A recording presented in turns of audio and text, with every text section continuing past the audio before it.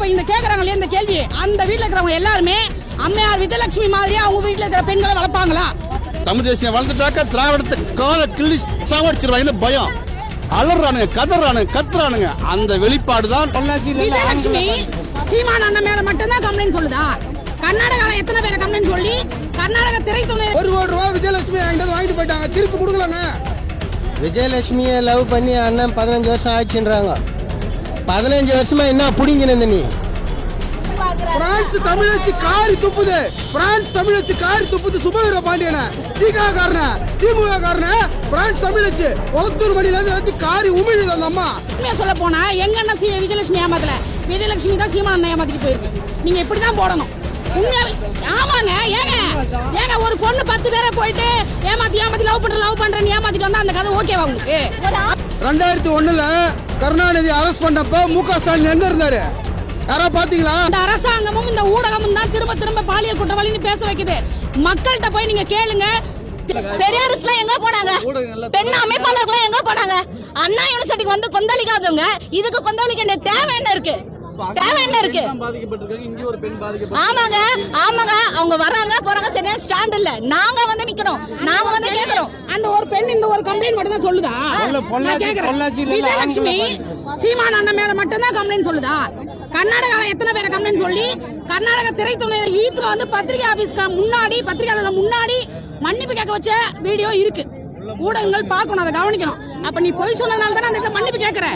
இதுவும் பொய் தான். அந்த அம்மாவே வேண்டான்னு போயிருச்சு.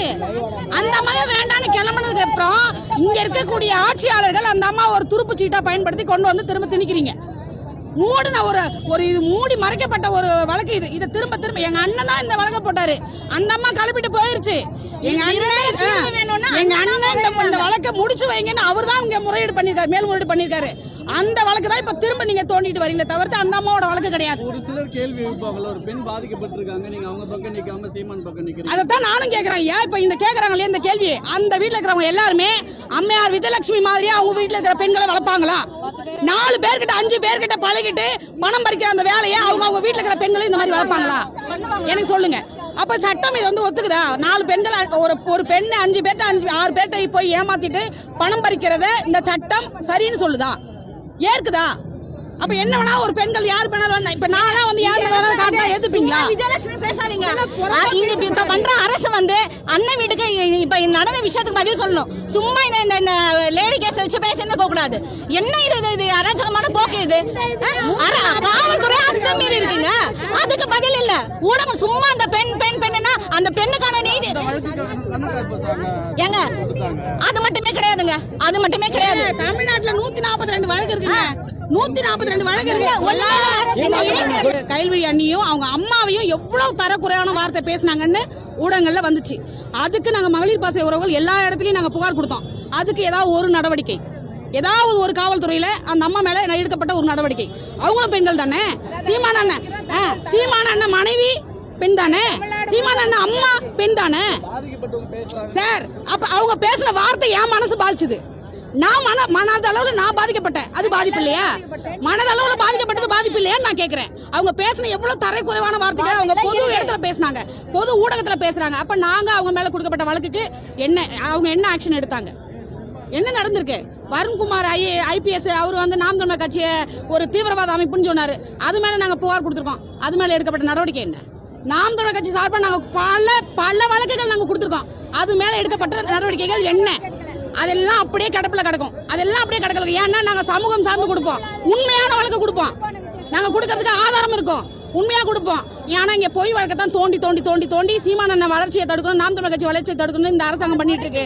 நீங்க எந்த அளவுக்கு இதுங்க பாருங்க, நாங்க காற்றடிச்ச பந்து மாதிரி நீங்க எந்த அளவுக்கு எங்களை அழுத்தணும்னு நினைக்கிறீங்களோ அந்த அளவுக்கு அதோட வேகமா மேல வருவோம், கண்டிப்பா மேல வருவோம். நினைக்கிறீங்க இந்த அரசாங்கமும் இந்த ஊடகமும் தான் திரும்ப பாலியல் குற்றவாளின்னு பேச வைக்குது. மக்கள்கிட்ட போய் நீங்க கேளுங்க, தெளிவா அவங்க சொல்லுவாங்க. அந்த பொம்பளை இந்த சீமானை மட்டும் ஏமாத்தலைங்க. ஆக்சுவலி உண்மையா சொல்ல போனா எங்க அண்ணன் விஜயலட்சுமி ஏமாத்தல, விஜயலட்சுமி தான் சீமானை ஏமாத்திட்டு போயிருக்கு. நீங்க இப்படிதான் போடணும். உண்மையாவே ஆமாங்க. ஏங்க ஒரு பொண்ணு 10 பேரை போயிட்டு ஏமாத்தி லவ் பண்றேன்னு ஏமாத்திட்டு வந்தா அந்த கதை ஓகேவா உங்களுக்கு? அப்ப அது ஓகேவா நான் கேக்குறேன். அப்படி ஏமாத்தலாமா? அப்புறம் பெண்களுக்கு மட்டும் தான் இருக்கா? ஆண்களுக்கு கிடையாது. கிடையாதா? அது ஆண்களுக்கு கிடையாதா? நிக்காம ஒரு ஆண் எப்படிங்க நிக்க முடியும்? எப்படி நிக்கணும்? நியாயமா இருந்தா நிக்கலாம், நியாயமா தான் நிக்கலாம். 15 வருஷமாவா? நாங்களும் பெண்கள் தானே, பெண்கள் லிஸ்ட்ல அவங்க சேர்க்காதீங்க. நாங்க எவ்வளவு இருக்காங்கல்ல, உங்களுக்கு மகள் தங்கை அந்த மாதிரி எல்லாரும் தானே, அவங்க இந்த மாதிரி பிள்ளை தானங்க என்ன கூட்டுறோம், அது ஒரு செகண்ட் கொண்டுருவாங்க. இந்த மாதிரி பிள்ளைங்க தேவையில்லைங்க எங்களுக்கு. ஒரு அரசியல் கட்சி தலைவர், ஒரு அங்கீகரிக்கப்பட்ட கட்சியின் தலைவருக்கு அரசியல் நிகழ்வு இருக்கு, அரசியல் வேலைகள் இருக்கு, கட்சி பணி இருக்கு. நாங்கன்னா ஓடியா போயிட்டோம், எங்க அண்ணன் ஓடியா போயிட்டாரு. 2001 கருணாநிதி அரெஸ்ட் பண்ணப்ப மு.க. ஸ்டாலின் எங்க இருந்தாரு? யாரா பாத்தீங்களா? ஜெயலலிதா ஆட்சியில் அரெஸ்ட் பண்ணப்ப மு.க. ஸ்டாலின் எங்க இருந்தாரு? பெங்களூர் தப்பிச்சு ஓடிட்டாரு.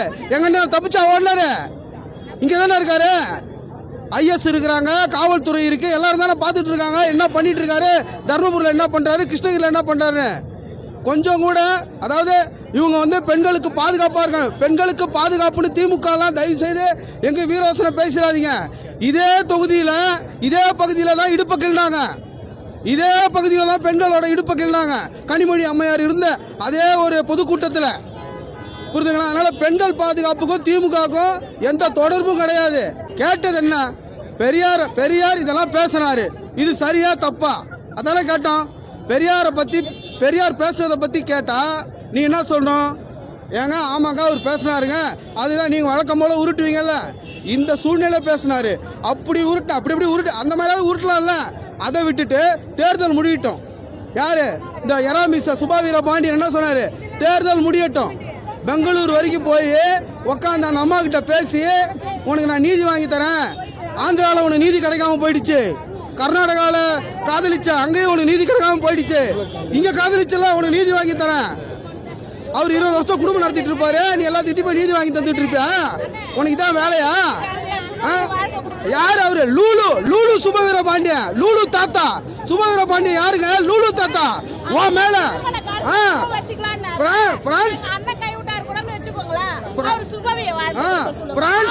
பிரான்ஸ் தமிழச்சி காரி துப்புது, பிரான்ஸ் தமிழச்சி காரி துப்புது சுபவீர பாண்டியன, திமுக காரன பிரான்ஸ் தமிழச்சி கொளத்தூர் மணில இருந்து எல்லாத்தையும் காரி உமிழுது அந்த அம்மா. அதுக்கு பதில் சொல்ல துப்பு இல்ல. அந்த அம்மா வந்துச்சு இல்லைங்க ஈரிக்கு, அந்த அம்மா வந்து என்னடா பண்ணீங்க? நீங்க என்ன பண்ணீங்க? ஆளை விட்டு அடிக்க போனீங்க அந்த அம்மா ரோட்ல விட்டு. நீங்க எல்லாம் பெண்களுக்கு பாதுகாப்பா? அவங்களும் தப்பு பண்றாங்க, நாங்களும் தப்பு பண்ணுவோம் கிடையாதுங்க. யாருங்க தப்பு பண்ணா? யார் தப்பு பண்ணா? அவங்க தான் தப்பு பண்றாங்க. குற்றச்சாட்டு வைக்கிறாங்கல்ல விஜய். குற்றச்சாட்டு தானங்க அது. உண்மையா? நான் கூட தான் குற்றம் சாட்டுவேன். 1 கோடி ரூபா விஜயலட்சுமி என்கிட்ட வாங்கிட்டு போயிட்டாங்க, திருப்பி கொடுக்கலங்க. எத்தனை தடவை ஃபோன் பண்ண எடுக்க மாட்டாங்க. நான் கூட குற்றச்சாட்டு வைப்பேன். 2 கோடி ரூபா அவங்க நயனா கிட்ட நான் கொடுத்தேன், 5 கோடி ரூபா அவங்க தாத்தா கிட்ட கொடுத்தேன். நானும் தான் குற்றச்சாட்டு வைக்கிறதுல முக்கியம் இல்லை. இங்க இருந்து பெங்களூர் வரைக்கும் கிளம்பி போய் அவர்கிட்ட நீ வந்து அந்த அம்மா கிட்ட வந்து 5 மணி நேரம் விசாரணை பண்ணிட்டு வரேன். இந்த திமுகவுடைய காவல்துறைக்கு இங்க அண்ணன் இங்க தானே இருக்காரு, நீலாங்கரைக்கு போக மாட்டீங்களா? இல்ல அண்ணன் வர வரைக்கும் காத்திருக்க மாட்டீங்களா? என்ன இப்படி பாரம்ப சண்டைனா சண்டை நேர்மையா போடணும். சண்டை போட தெரியலையா? தலை குடிச்சு போடும். அண்ணன் கேட்கறதே கேள்விகள். ஜாதி வாரி கணக்கெடுப்பு ஏன் எடுக்கலன்னு கேட்கறாரு. இந்த 3ஆம் தேதி அறிவிச்சிருந்தாரு.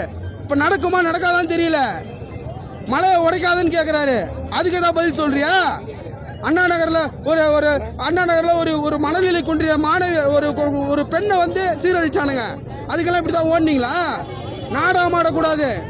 நாடகம் உங்க அப்பா நாடகக்காரரு, நாடகம் நடத்துறீங்க, புரியுதுங்களா? நீங்களும் 2-3 மொக்க படத்தில் நடிச்சீங்க, ஓடல. உங்க பையனும் நடிச்சாரு, அதுவும் ஓடல. அதனால உங்க படம் ஓடாது. போன வாரம் நடந்திருக்கு தர்மபுரியில கோட்டுச்சேரின்னு ஒரு ஊர்ல. நான் இன்னைக்கு ஆக்சுவலி அண்ணனை நான் கலந்தாய்வில் அங்கே பேச சொல்லியிருந்தேன். ஏன்னா அந்த செய்தி அங்கே மறைக்கப்படுது. 4 வயசு குழந்தைய தர்மபுரியில ஒரு 60 வயசான ஒருத்தர் பாலியல் வன்கொடுமை பண்றாரு. எதிர்வீடு தான், விளையாண்ட குழந்தை தான். ஆனா இதை வரைக்கும் அந்த இடத்துல அந்த காவல் நிலையத்தில் வழக்கு பதியல. காரணம் என்னன்னா அவரு திமுக பின்பலம், அவங்க சொந்தக்காரங்க திமுக பின்பலத்தில் இருக்கிறாங்க, காங்கிரஸ் பின்பலத்தில் இருக்கிறாங்க. இது வரைக்கும் வழக்கு பதியல. அந்த 4 வயசு குழந்தை பாதிப்படலையா? அதுக்கு வருங்காலம் சொல்றீங்க. கிருஷ்ணகிரியில எத்தனை இடங்கள்ல தமிழ்நாட்டில் நடந்த பாலியல் வன்கொடுமையில எத்தனை இடங்கள்ல திமுக காரங்களுக்கு பங்கு இருக்கு?